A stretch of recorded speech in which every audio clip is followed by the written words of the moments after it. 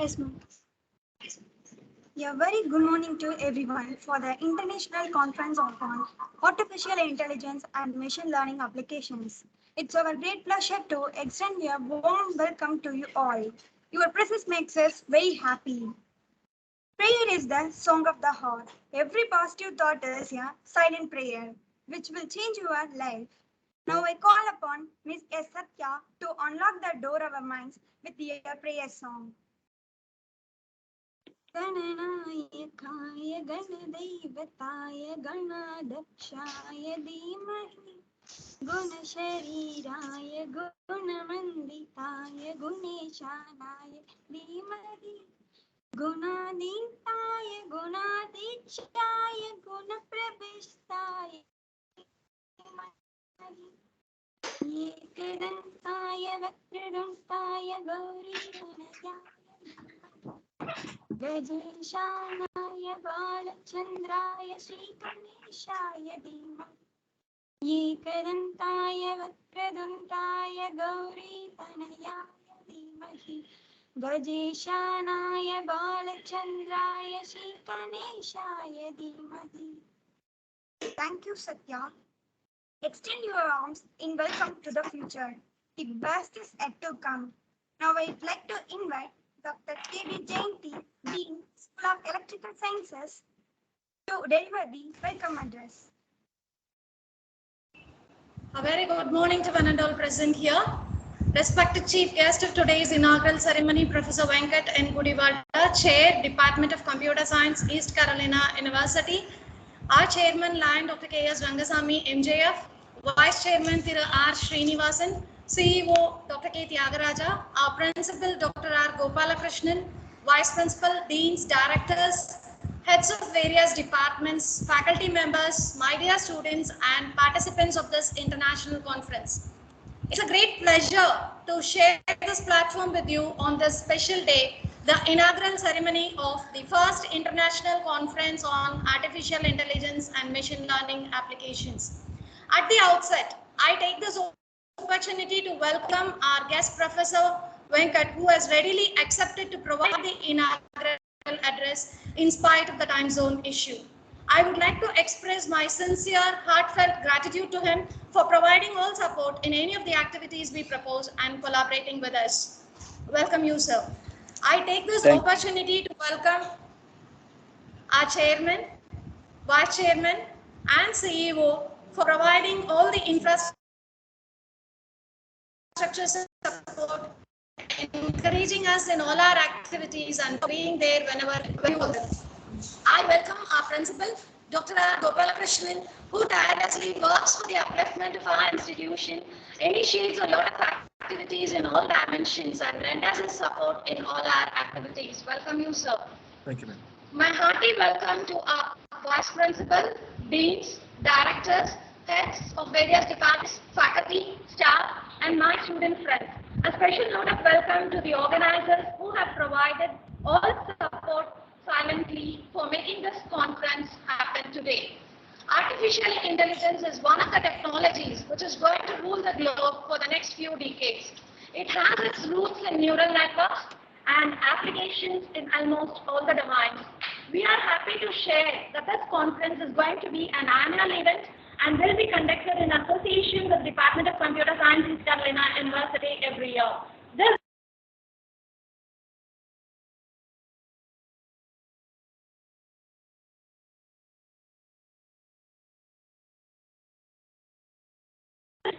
across the globe.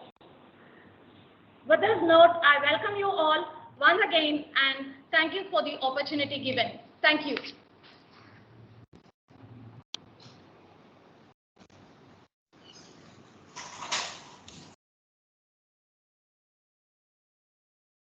Thank you, ma'am, for your great welcome. A good leader leads a people from above them. A great leader leads a people from within them. With our pleasure, I request our beloved principal, Dr. R. Gopalakrishnan, K.S. Rangasamy College of Technology, to address the gathering. Thank you, Mercy.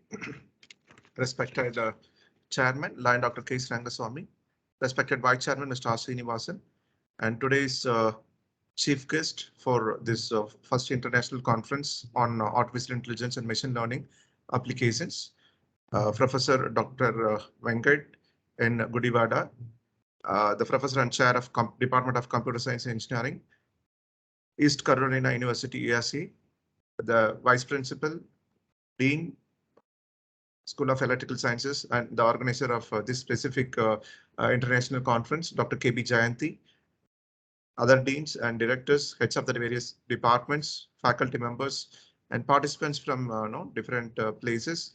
My dear students, very good morning, all of you.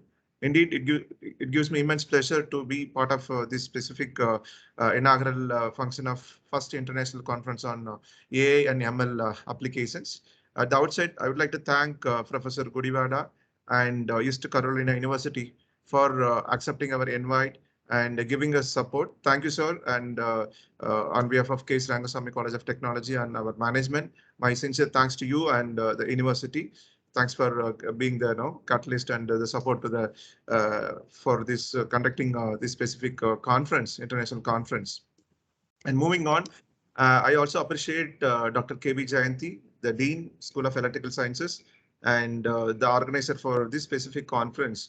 And because I know last 2 months, the kind of work involved and the kind of thought process, everything, and also the team who work behind for the to happen this specific conference on this day, and today and tomorrow it would be 2 days. We are going to hear a lot from the we have plenary sessions, and we also going to have listen from a lot of researchers and budding engineers and all other people.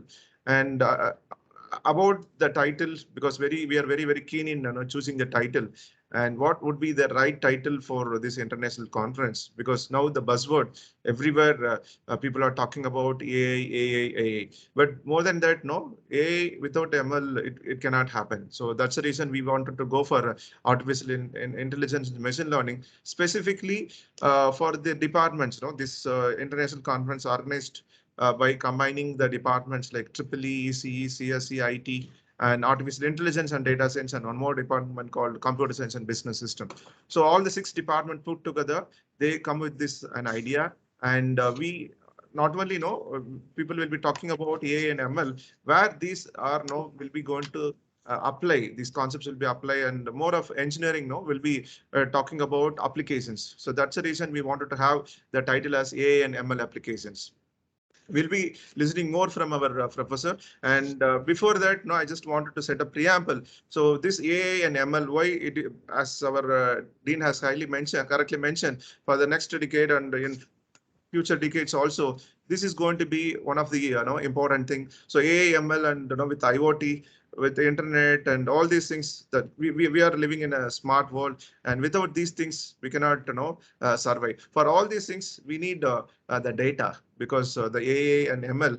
So there is a hidden factor called data, and there is another factor also called IoT. So without all these things may not happen. So it is not that only for these 6 departments. It is also there for other departments as well. You take healthcare, this AML is there. You take automotive, AML is there. You take any other thing. Without AML, things cannot happen. So this is going to be going to rule the entire world, entire universe, not only entire universe, outside also, to other planets as well. So that's the power of these AA and ML.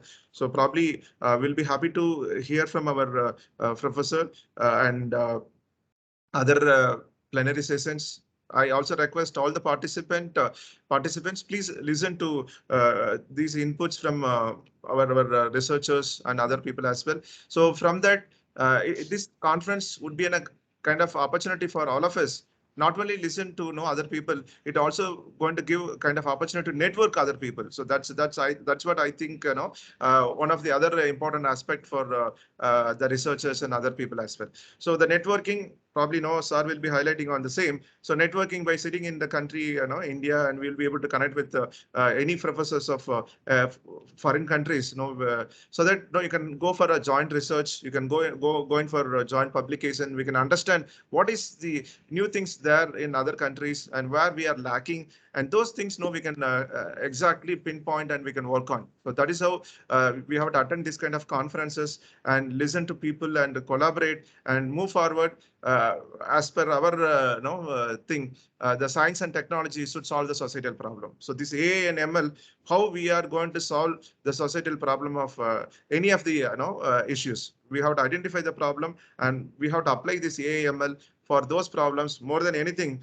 If you do that, and obviously we will get a great satisfaction. That is what we are doing it for the country and doing it for the world. So with this note, I once again thank our professor and appreciate the departments for organizing this international conference, and also happy to welcome all the participants to this first international conference on AI and ML and its applications. Thank you. Thanks for the opportunity. Over to MOC.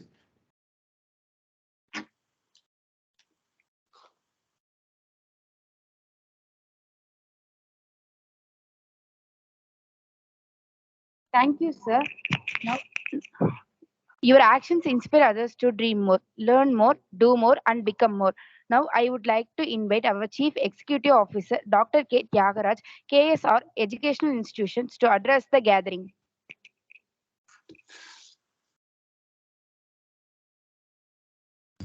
Yeah, thank you, Emoji, and very pleasant good morning to all of you for participating in the international conference on AI and machine learning applications. At the outset,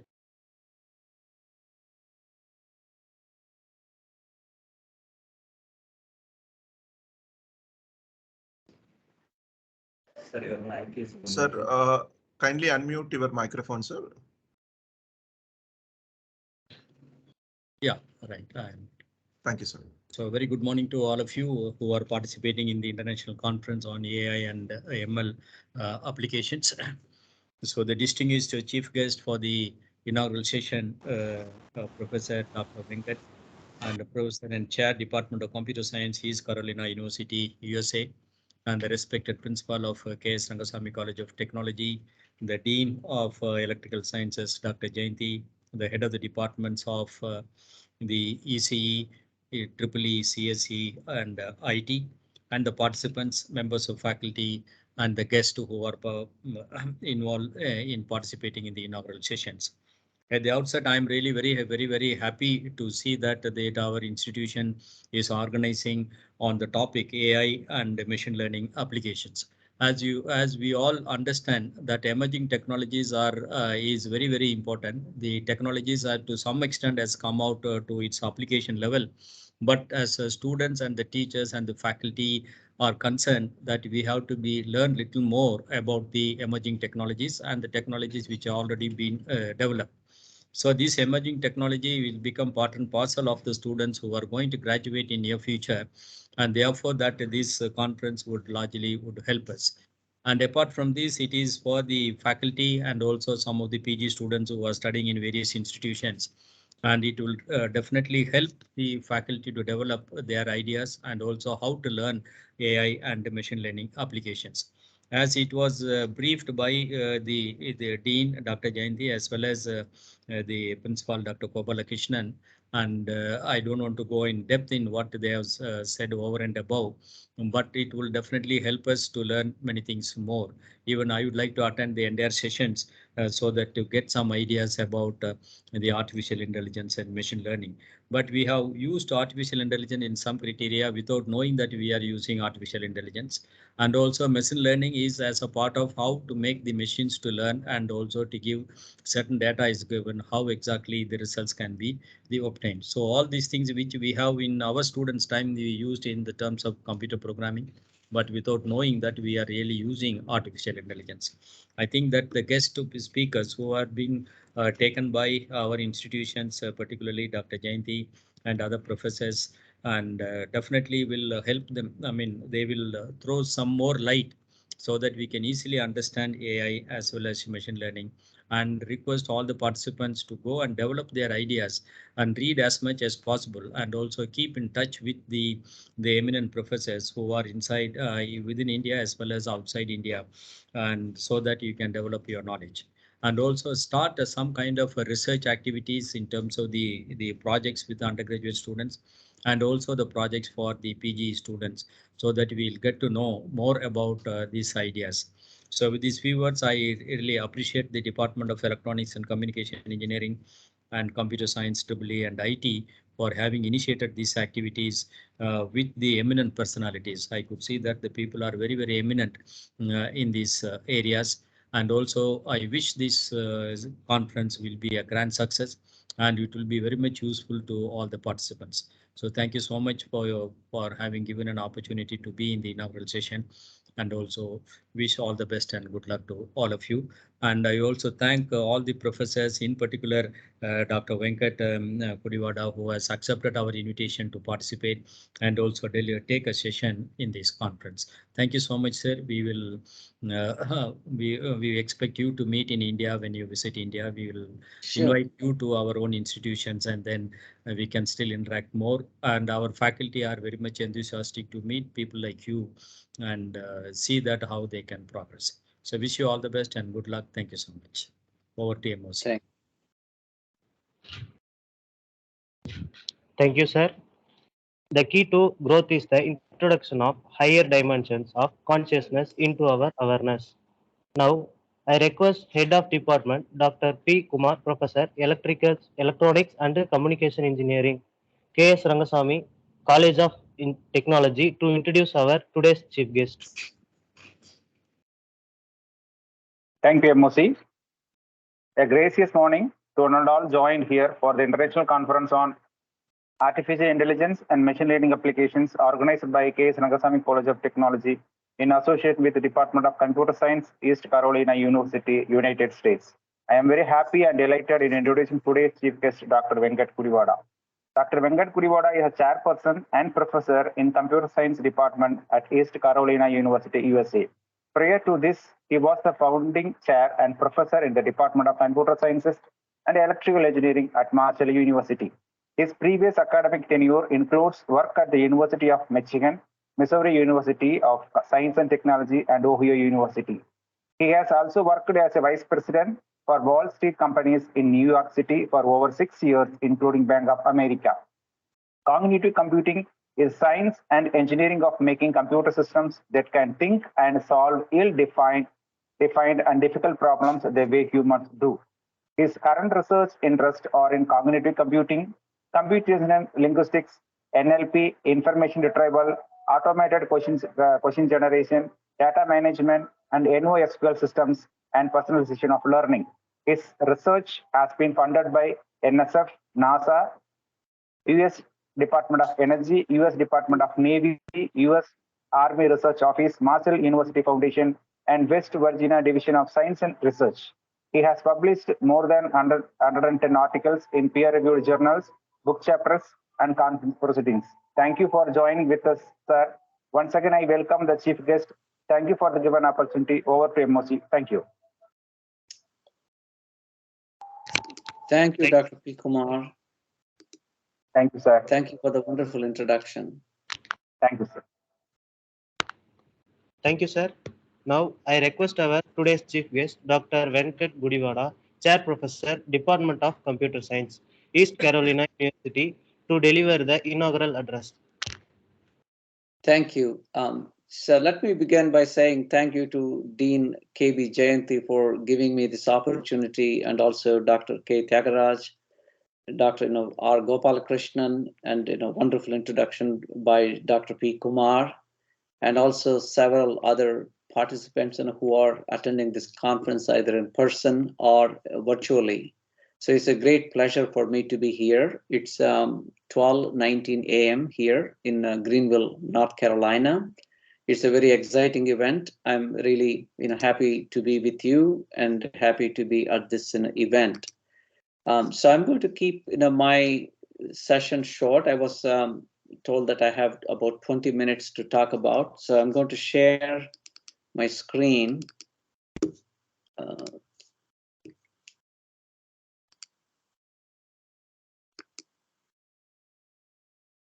So can you see my screen? Yes, sir. It's Yes, visible, sir. Professor.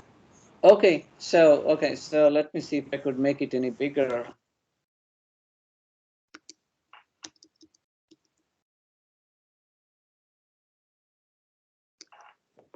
Okay, so when Dean Jayanti asked me to talk give this inaugural address, I was not quite sure what the topic should be. Then, looking at the name of the conference, this is the first international conference on artificial intelligence and machine learning applications. I think the applications is the key. So I thought I could talk about one aspect, one application of machine learning to native languages. So when I say native languages, these are the natural languages spoken by people. When we say that somebody speaks the language natively, means they speak the language like somebody who is born and brought up in that environment. But nowadays, I see, especially in Andhra Pradesh, maybe it is same in other parts of India, that it's very hard to find a native speaker, somebody who could speak the language without using words from other languages. So my talk is really focused on how we could promote university teaching, learning, as well as research using native languages. Okay, so that's that's the essence. In the next 15 plus minutes, I wish to accomplish this goal. And the key to this learning and research in native languages is to advance in OCR, optical character recognition. Often we tend to think OCR was a problem that was studied in 1980s and it is a solved problem. It's not actually true. OCR is not a solved problem, even for a language like an English. So of late, through advances in deep learning, tremendous advances have been made in optical character recognition. So here is an example. I just jotted this down a little before, as little before 30 minutes earlier to this point. So I have handwritten some equations here, simple equations, but you could actually have very complex equations. So there's a tool. I'll just illustrate this tool, and I could actually do OCR, optical character recognition. So it's a handwritten text. It's a mathematical equation. It's able to actually scan, recognize the mathematical equation, and produce. It's rendered the equation here in a mathematical way. You can also paste it. If some of you who are familiar with LaTeX, it generates a code in LaTeX. So here is the code, and I have pasted in LaTeX to save time. And this editor actually compiles this equation into rendered in a form. So we could do the same thing for a little more in a complex equation like this. These are the roots of a quadratic equation. It does recognize my handwriting. Here again, I pasted the LaTeX in a code. It does capture my handwriting correctly. So the reason I wanted to show this is recognizing English language typed in a text or printed in a text is a little bit easier than recognizing equations and generating the LaTeX in a code that can be compiled to produce this in electronic in a form. So if you really think about this, this is actually quite challenging task. This is made by a company. I kind of forgot the name of the company here. Is called in a SNP. I can actually provide that information a little later. So it's available for free as open. Actually, it's not open source, but you could use the software for free. Certain number of, it's limited by how many times you could do optical character recognition per month. So, or you could also buy a license. So that's not very important. The point I wanted to make is this is all made possible by using machine learning techniques, especially deep learning, to recognize math equations. And recently, in a different context, Dr. Jayanti, I was talking about she was talking about her proposal for a funding agency, And one of the topics, the main topic she proposed is precision agriculture. So these things are quite important because according to United Nations, by 2050, half of the world population will go hungry unless we do something about increasing agricultural production. So the globe, the earth is fixed, the arable land is not going to expand. We're not going to get more water to grow crops. And in fact, with global warming, it's going to be a challenge to even produce crops that have been grown for centuries. So these are various challenges. We can't use additional fertilizer because already people are complaining about pollution that arises out of agricultural runoff. So this conference is very timely, and if the participants or the researchers in India can focus on applying AI and machine learning for local problems, that would actually provide tremendous benefit for people of in India. Okay, so let's move on. So even though I planned in this talk for a little longer, but I'm just going to keep it short to keep the conference on schedule. So I wanted to briefly say about university learning and research in context and significance of natural languages and learning in mother tongue, and OCR, optical character recognition, as the foundation for corpus-driven computational linguistics. So once we have the language data in machine-readable form, Dr. Gopalakrishnan said, data is the key for machine learning applications, especially for deep learning. So where are you going to get the data? So with OCR capabilities, you will be able to generate lots of data in native languages. When I say native languages, it could be Tamil, Kannada, Telugu, Malayalam, and other languages of India. So I'm also going to give you one example of natural language processing core tasks and applications that can actually be advanced very quickly using machine learning applications. So I'm not going to go into OCR frameworks because we'll be running out of time for that. So let's talk about learning and research in context. So I have 4 bullet points here. So the first one is a recent story that appeared in a newspaper article. A principal fixes a student's haircut. So to save time, here is the link.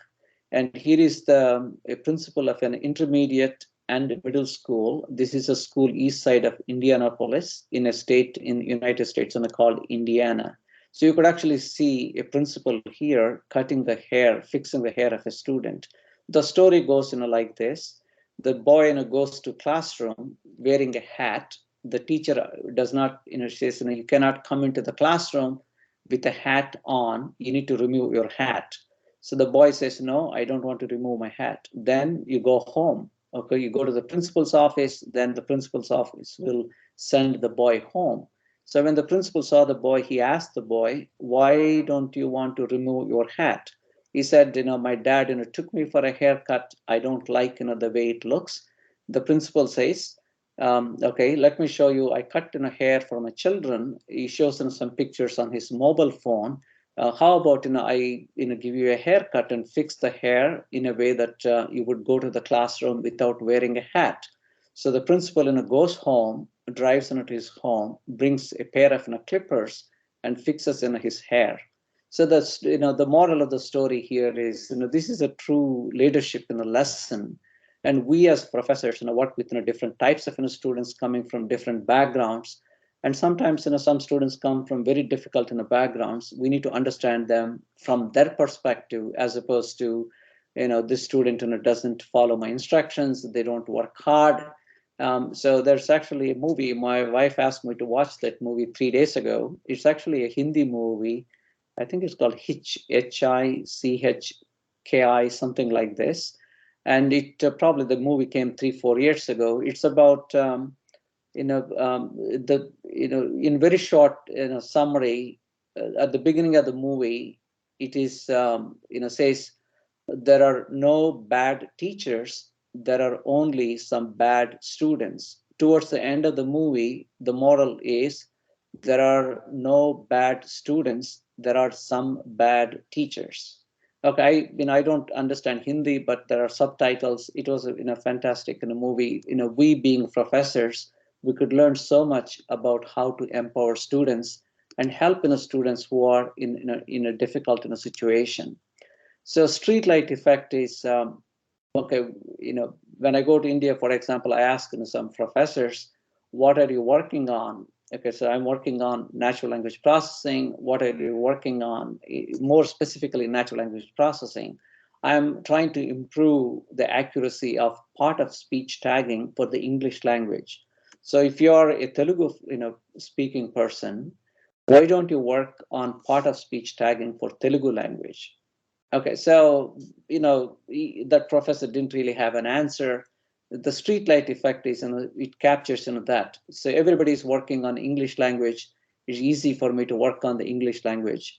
But the problem is, you speak in a Tamil. If you don't work on your own language, you don't expect somebody else who speaks only English to work on in Tamil. So there's a streetlight effect. The story goes, somebody's searching for a ring.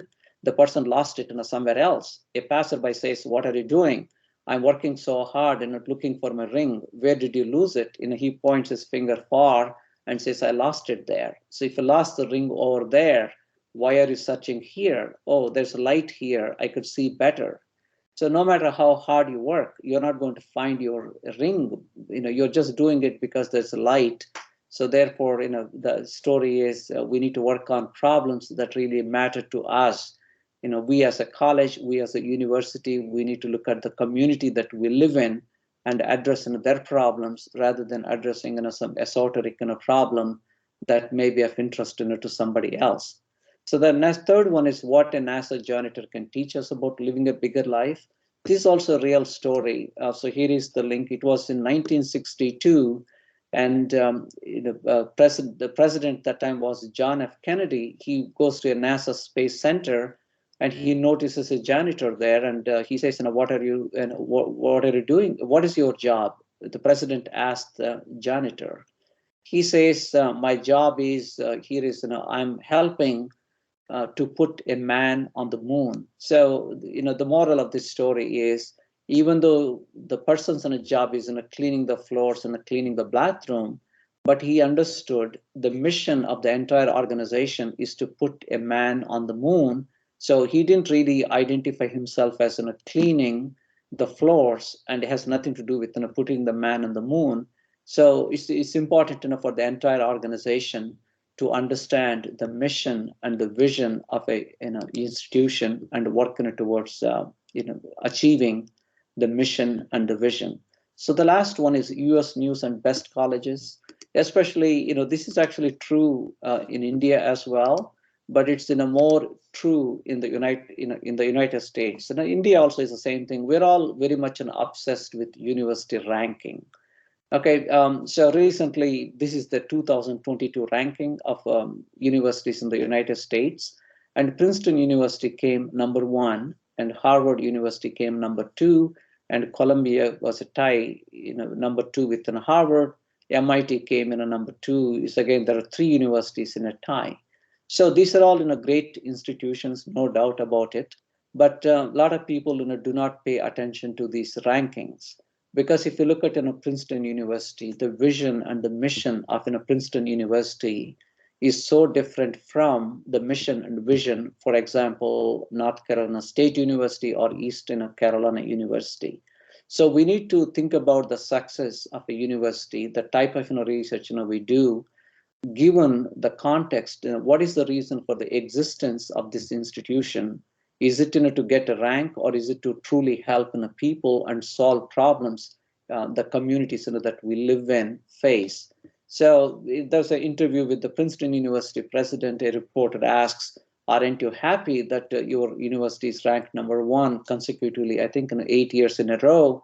The Princeton University president said, "I don't really, I'm glad we're ranked, but I don't want to read too much into ranking. The university rank truly depends on what their mission and vision is, and to what degree the mission and vision is realized by the university." And some people really believe this ranking is not going to, is going to be a difficult task. you need to rank a university given how well the university realizes or achieves its mission and in a vision. And one formula to rank 2,500 universities and colleges in the United States is not going to be a fair one. Okay, I'm not going to, the reason I wanted to spend some time, I'm almost there, is to, think about, before you work on anything, you really need to understand what is that you wanted to work on and why do you want to work on that. So it's very important, if you don't serve your own people, don't expect other people to serve your people. So we have a moral, ethical obligation to work on problems that really matter to the people around us. Okay, so another thing I noticed in India is in the US, there's a big push towards diversity, equity, and inclusion.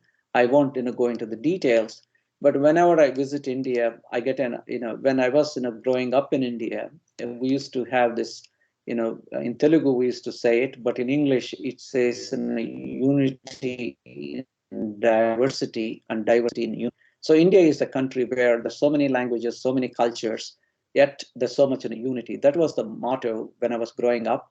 But nowadays I kind of see trends like, maybe I'm wrong, but this is what I observe.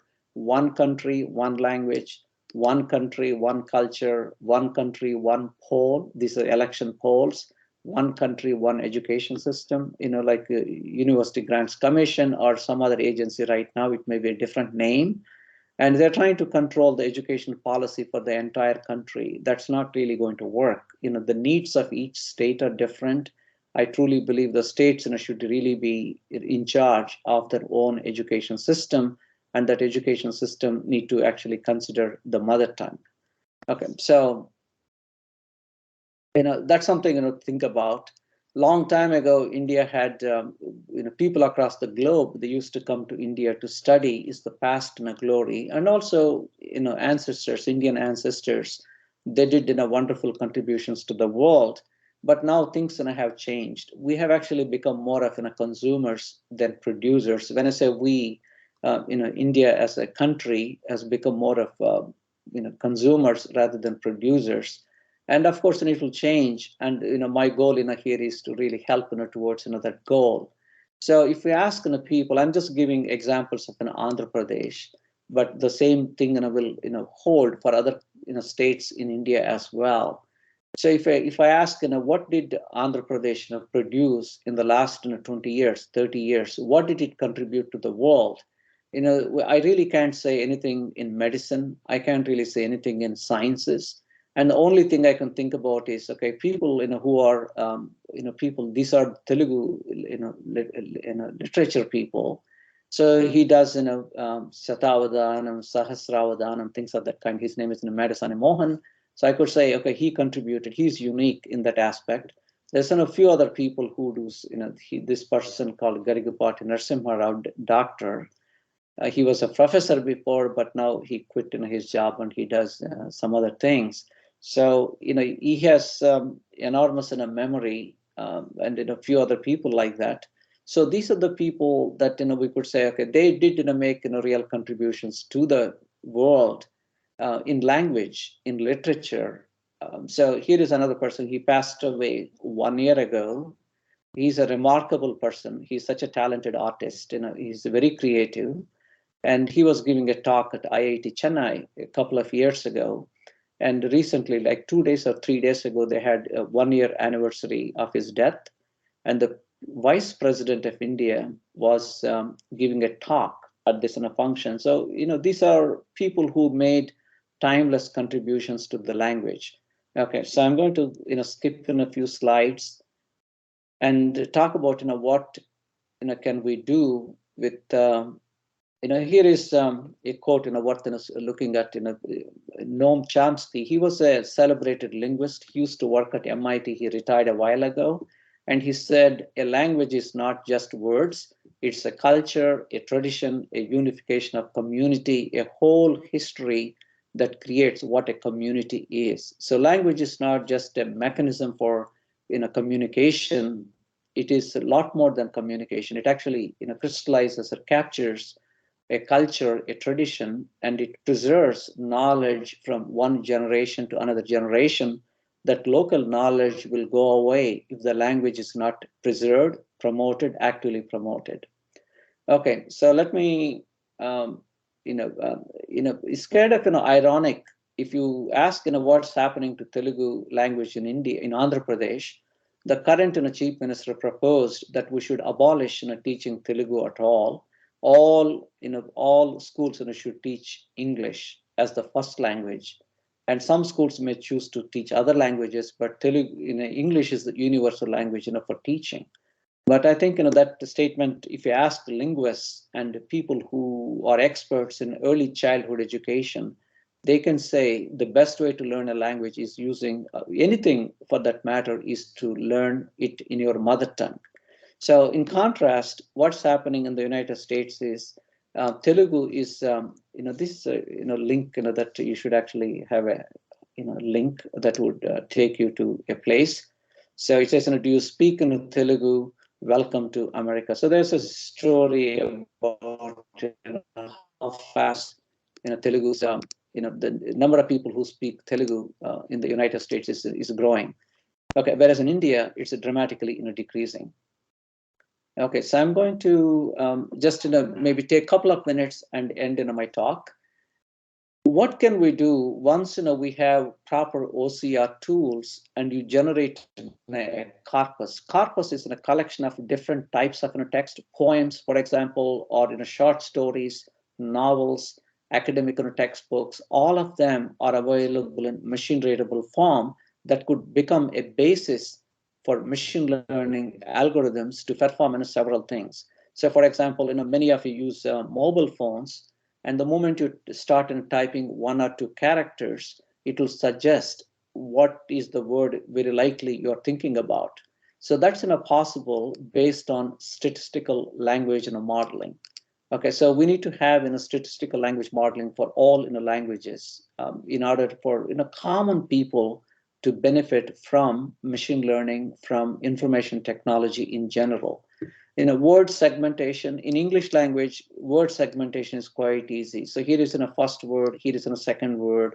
There is a space between words. But in many languages, I'm quite sure Tamil too, in Telugu, you could actually run several words together into one mega word. So how do you do word segmentation? How do you separate individual words from a large or a compound in a word? That's a very difficult problem. Same thing with a part of speech tagging, named entity recognition. For example, if you say Dr. KB Jayanti, you should be able to say it's the name of a person, right? On the other hand, you say Chennai, it's the name of a city, and say India is the name of a country. So that's named entity recognition. In order to do chatbots question answering systems, you need to be able to parse natural languages, sentences in natural language, construct parse trees that will form the basis for many other things. So corpus-driven NLP, natural language processing applications, there are many of them actually, which the machine translation, information extraction, topic modeling. I'm not going to read the list. All of this, they depend on availability of data. So you can only get data through OCR. There are lots and lots of texts. They're not available in machine readable form. In order to get them into machine readable form, OCR is the way to go. Okay, so I'm going to there's also Google claims. Actually, Google has done a great service. Google Translate, you could actually do. They have done a very good job for many different languages in India. It's kind of a shame that Google need to do this work when we have 1.4 billion people and thousands of institutions that they were not able to, or maybe didn't show any interest.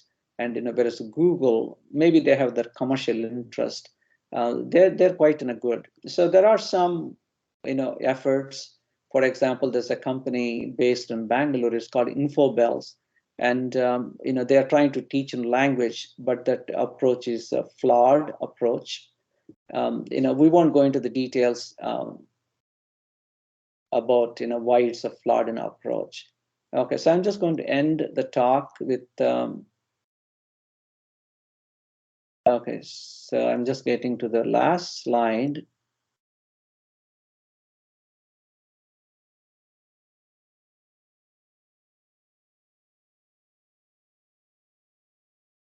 Okay, so this is my last slide. I won't, I need to end my talk in a minute or so. OCR has moved beyond recognizing digits, characters, and words. There's tremendous advances, but it's mostly for a handful of languages, and English being one of them. Okay, corpus-driven computational linguistics, it offers tremendous opportunities. The main conference for this is International Conference on Document Analysis and Recognition. In the United States, there's an association called Association for Computational Linguistics. They have multiple conferences. And also, United Nations has declared 21st of February as the International Mother Language Day. And one of the things that I started in doing, I have not made much progress. I started this project called Ma Telugu Talli Project. Okay, so this is a website called maatelugu.org. And this is my vision and how we could apply machine learning, computational linguistics to promote a language, a native language, and how you could actually help many students succeed both in learning and also in research. A case in point, I know some people at Maharaja Institute of Technology in Mysore. Last year, they started teaching mechanical engineering using Kannada as the primary language of primary language for teaching. So I wish more and more people, including your institution, in addition to English, you could also supplement in English by teaching certain subjects in Tamil, because students can learn things a lot more easily when something is said in their mother tongue rather than in a foreign language, English as a second language. So I think we are all partly responsible for that. We somehow think that unless it's taught in English, the students are not going to be competitive. That's not necessarily true. So they could still learn English as a language, but they could learn difficult topics or difficult subjects using their mother tongue. And also there's a lot of research that needs to be done using mother tongue. So with that, I probably took maybe 2 or 3 minutes more than my allocated time. My lighting is not very good. I'm at home and I have, this is a light, but it's not really bright enough. I'm sorry about that. So I, end my talk. I thank you for giving me this opportunity. And if there is time for 1 or 2 questions, I'll leave it to Dr. Jayanti to decide whether there's any time. If not, thank you for joining this inaugural address. Yeah, thank you, Professor. If there are questions from the participants, yes, we can accommodate 1 or 2 questions. That is possible. Anybody has questions?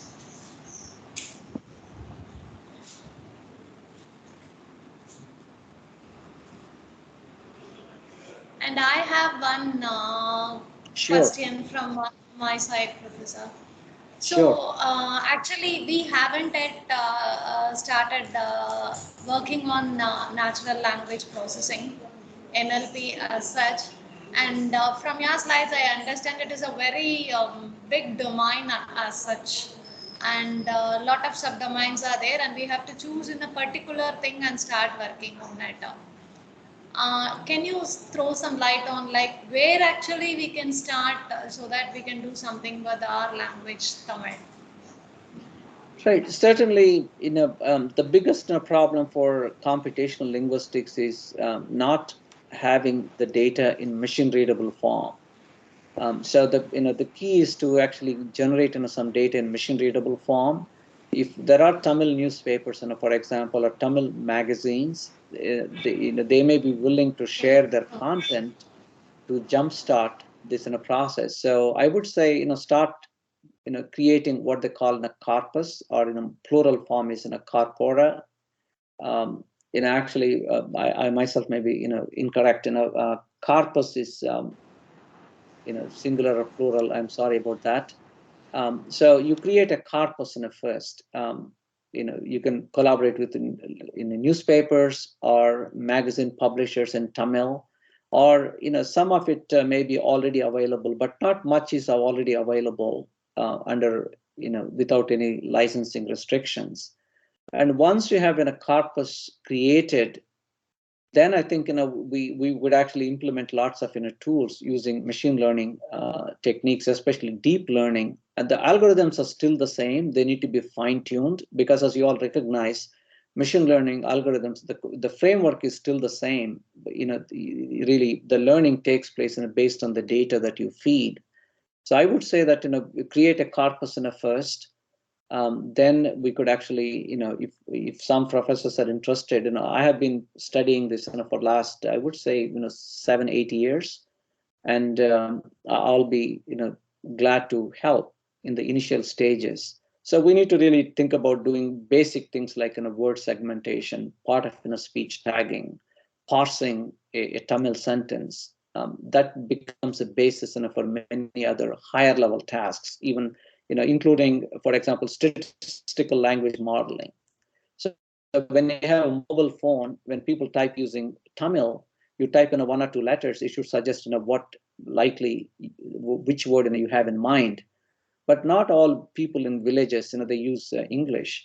So truly to empower people, we need to really take the technology, and make them using the language they know.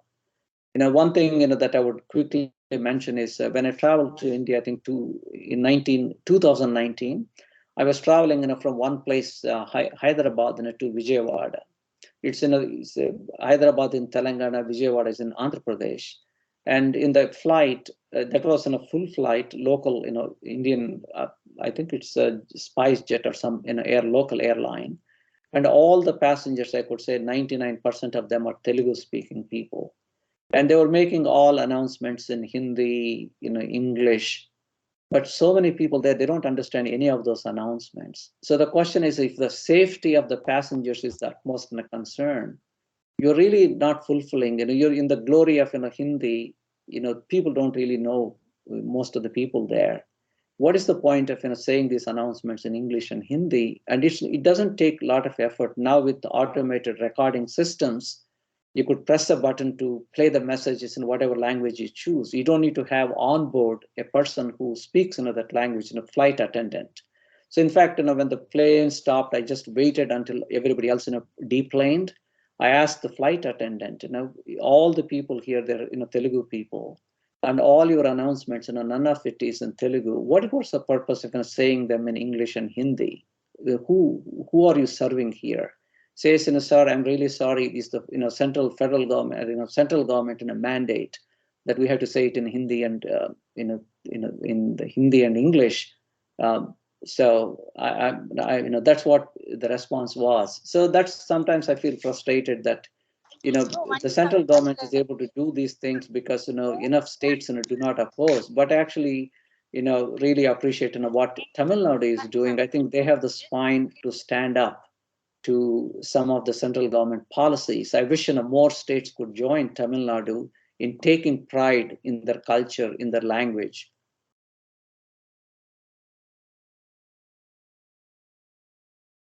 Yeah.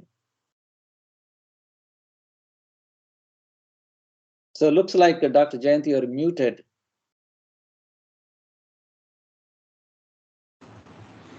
Yeah, sure, Professor. I understand where we have to start, and maybe we have to start with the corpus. Right, Thank especially you, with the Professor. electrical, right, and especially with the electrical engineering, it's a lot of OCR. Many electrical engineering departments, actually they do OCR. So that's a really intersection of computer science, electrical engineering. It will be a good topic to pursue for Tamil language. Yeah, we will try with that, Professor. Any more questions? Sir, Sure. so for final projects related to deep learning, in which domain can be chosen so that it be useful, sir? So if I understood the question, you're asking about the domain, correct? Yes, sir. So I think there are when I was we talked about cognitive computing. It's really what makes humans distinct. We have the vision capability, right? We have the speech capability. We also can reason under uncertainty. So you could actually speech is a good area to work on. Speech processing, speech recognition. Language, natural language, written natural language is in another domain. You could also use for other things. For example, you have people who are differently abled or disabled. That may be not the right word, but differently abled.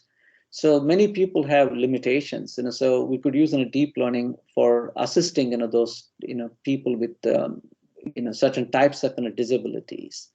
And you could also think about deep learning. I was giving an example. I don't have concrete details that electrical motors.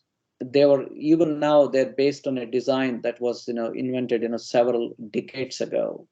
And if using machine learning to optimize the energy usage in electrical motors, that could actually significantly contribute to reducing the carbon footprint. So machine learning, if you really think about it, it is there everywhere in transportation, in agricultural, precision agriculture. You name anything, I think that the problem can be solved using machine learning, provided you have enough data. So I would say, you start with even question answering systems. For example, if you want to provide tutoring for students, human tutoring is expensive, but you could think about as a class project. You could think about can I develop a chatbot or a question answering system for each one of the courses. Maybe you could start with the one course and see how well students receive it. Based on the feedback, you could improve your design.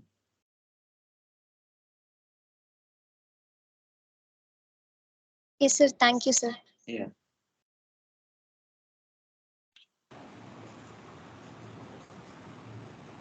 Any more questions?